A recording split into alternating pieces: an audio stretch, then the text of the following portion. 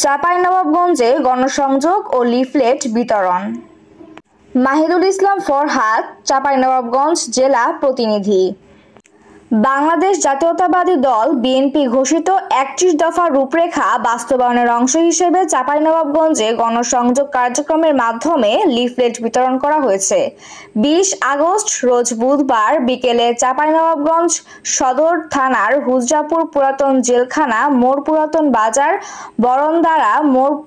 বরণদারা মোড়, গাবতলা মোড় এ লিফলেট বিতরণ করেন বাংলাদেশ জাতীয়তাবাদী দল চাঁপাইনবাবগঞ্জ জেলা বিএনপির আহ্বায়ক গোলাম জাকারিয়া।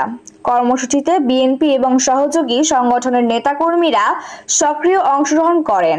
বাংলাদেশ জাতীয়তাবাদী দল বিএনপি ৩১ দফা বাস্তবায়নের লক্ষ্যে চাঁপাইনবাবগঞ্জ দেশে জনগণের ভোটাধিকার পুনঃপ্রতিষ্ঠা, গণতন্ত্র ও সুশাসন নিশ্চিত করার লক্ষ্যে বিএনপির ৩১ দফা কর্মসূচি অত্যন্ত সময়োপযোগী।